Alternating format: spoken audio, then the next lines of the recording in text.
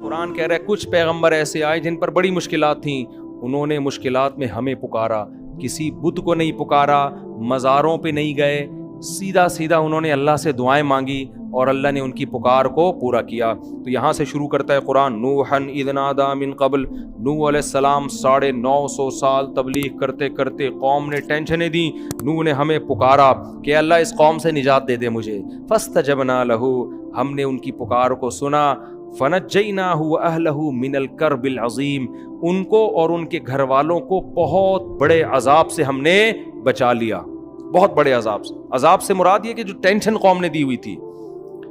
اور وداؤد وسلیمان، اور اے نبی داؤد اور سلیمان کا بھی تذکرہ کریں۔ ایک کھیت میں بکری نے گھس کے کچھ نقصان کیا تو کیس آیا داؤد اور سلیمان علیہ السلام کے پاس۔ حضرت داؤد نے جو فیصلہ کیا اس کے بجائے آپ کے بیٹے حضرت سلیمان کا فیصلہ زیادہ اچھا تھا، تو قرآن نے ان کی تعریف کی کہ بیٹے نے جو کام کیا وہ باپ کے فیصلے سے بھی اچھا۔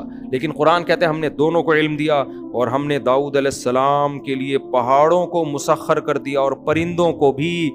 پرندے اور پہاڑ، داؤد علیہ السلام جب تسبیح پڑھتے تو پرندے بھی اور پہاڑ بھی ان کے ساتھ لا الہ الا اللہ کا ذکر کرتے۔ یہ معجزہ تھا داؤد علیہ السلام کا۔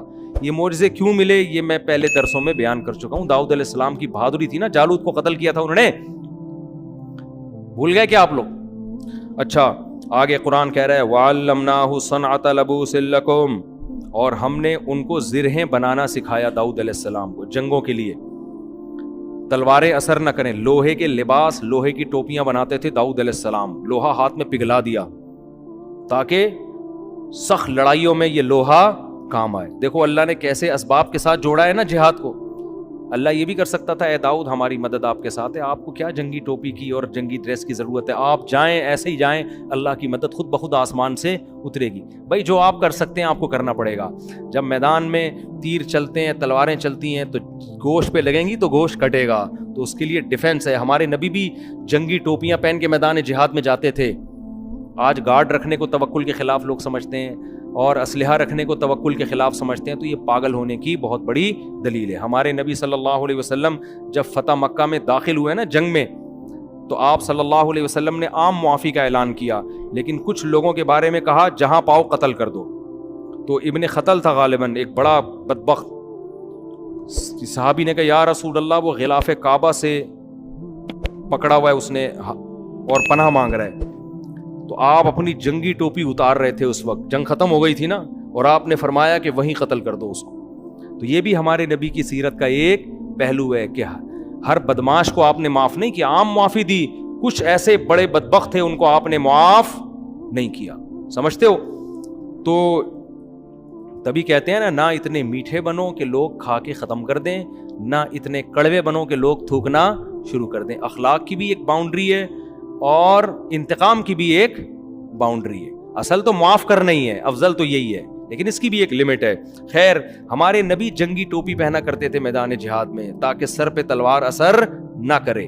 تو آج کہتے ہیں کہ نہیں جی ہیلمٹ پہن کے بائک نہیں چلاؤ، بڑا فنٹر بنا ہوتا ہے، ویلیاں بھی لگا رہا ہے۔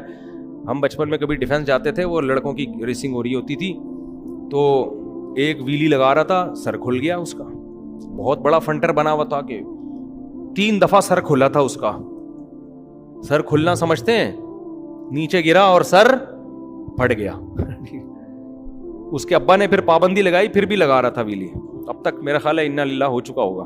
تو اس لیے انسان کے بچے بنو، کوئی وہ کام کرو جو بہادری کے جوہر دکھانے، تو جاؤ میدان جنگ میں جا کے دکھاؤ نا، جہاں کچھ فائدہ تو ہو اس بہادری کا۔ قرآن کہتا ہے کہ ہم نے سلیمان علیہ السلام کے لیے ہواؤں کو مسخر کر دیا، جنات کو سلیمان علیہ السلام کا تابع بنا دیا، سمندروں میں غوطے لگاتے تھے اور ہیرے جواہرات لے کر آتے تھے۔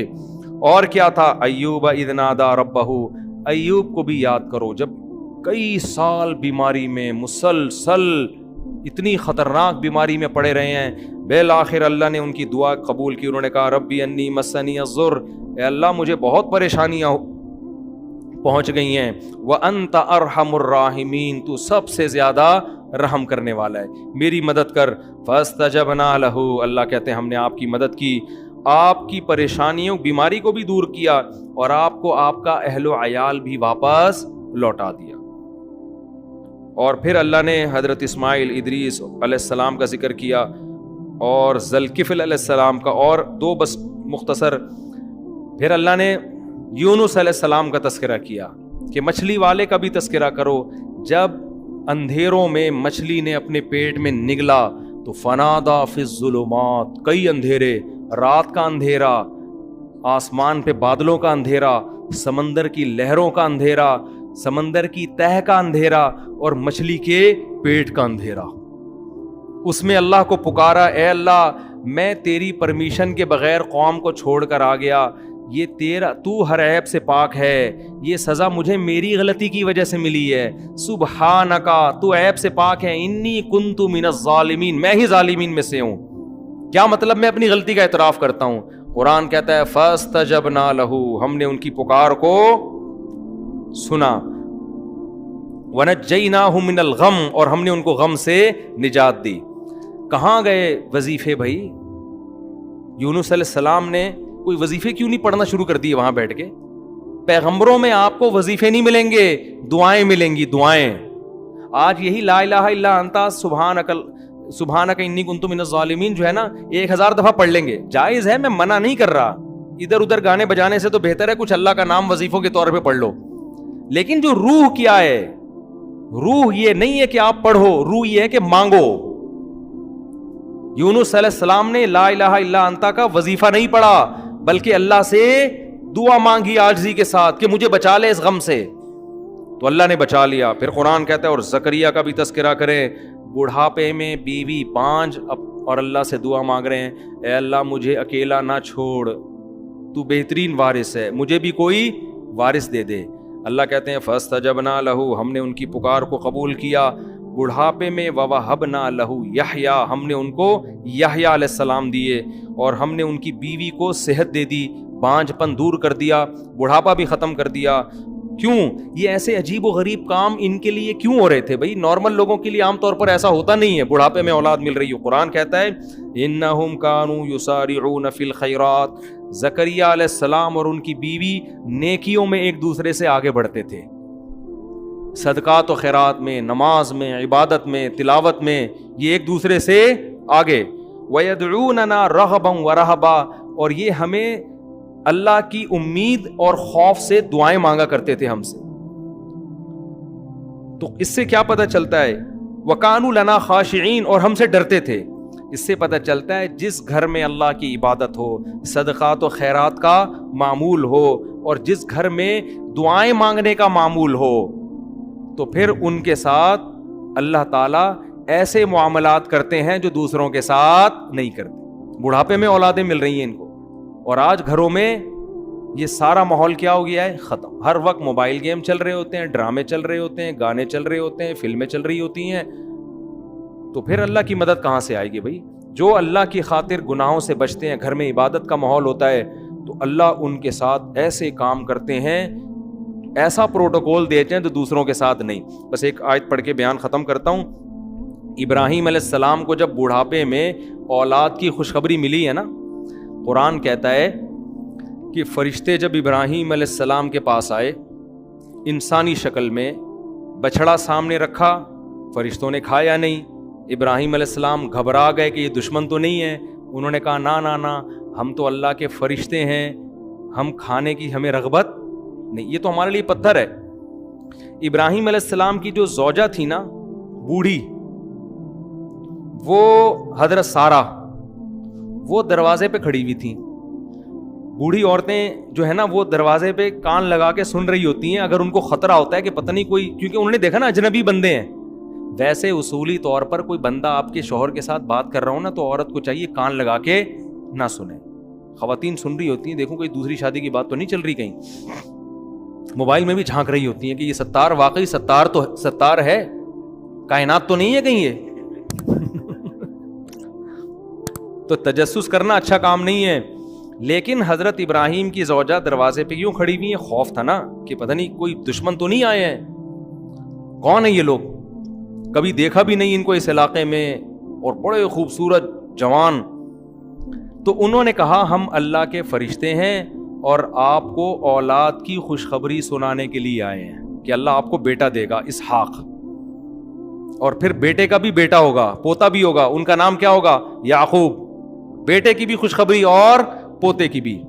تبھی تو حضرت ابراہیم نے حضرت اسحاق کی بالغ ہوتے ہی شادی کرا دی تھی, ٹھیک ہے نا, ان کو پتا تھا کہ اللہ ان سے بھی اولاد دے گا مجھے.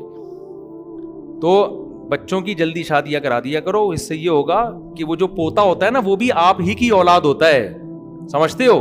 لوگ کہتے ہیں تو میرے بچے کے بچے ہیں, تو آپ کے بھی تو ہیں نا وہ.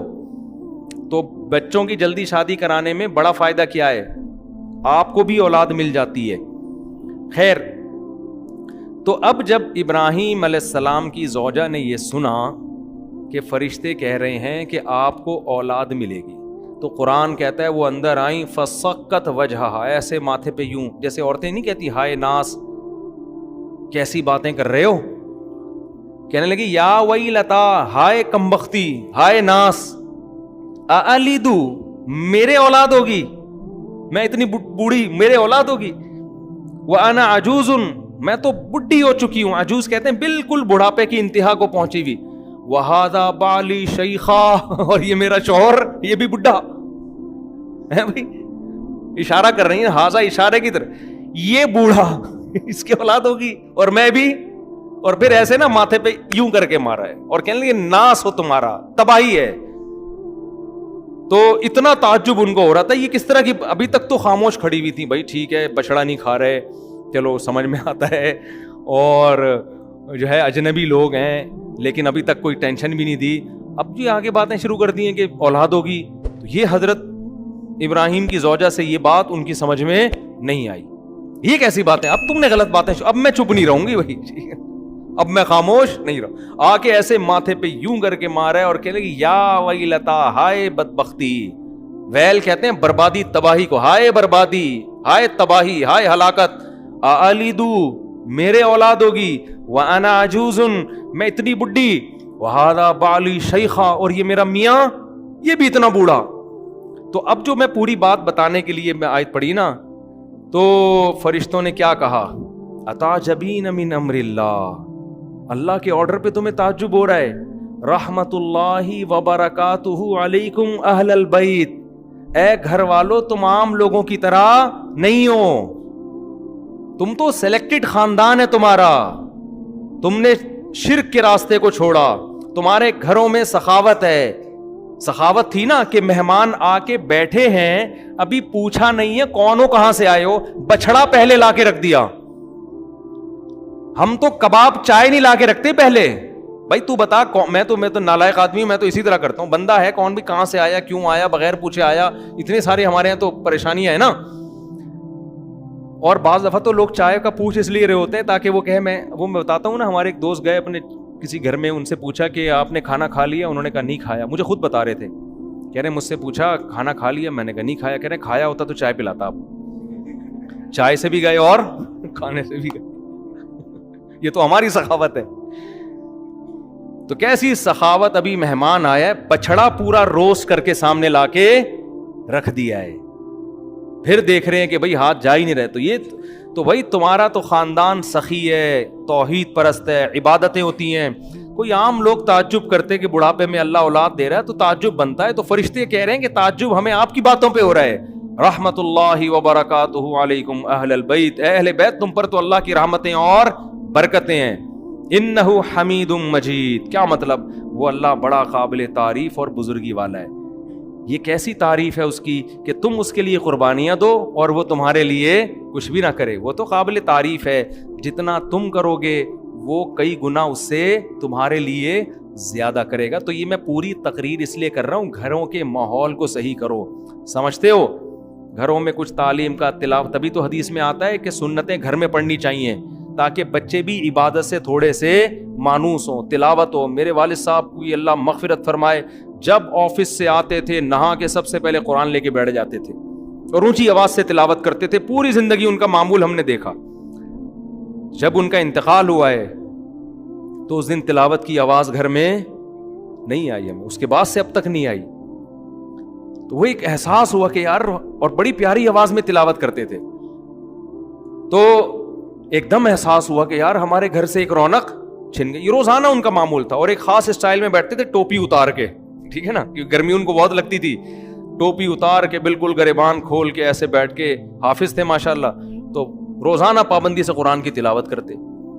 تو جب انتقال ہوا, اور انتقال سے پہلے بھی تلاوت کر کے گھر سے گئے, پہلے تلاوت کی گھر میں, پھر تلاوت ختم کر کے وضو کیا, نماز پڑھنے کے لیے گئے, عشاء کی نماز میں بیٹھے ہوئے صف ہی میں ہارٹ اٹیک ہوا اور اسی میں ان کا انتقال ہو گیا. اللہ تعالیٰ مغفرت فرمائے. تو میں جو اصل بات عرض کر رہا ہوں کہ گھر میں تلاوت کا معمول ہوگا, نماز کا معمول ہوگا, بچے بھی یہ چیزیں کیا کریں گے, اڈاپٹ. اور اگر گھر میں ہر وقت ٹی وی چل رہا ہے, ہر وقت ڈرامے چل رہے ہیں, تو میرے بھائی پھر گھر میں برکتیں نہیں ہوں.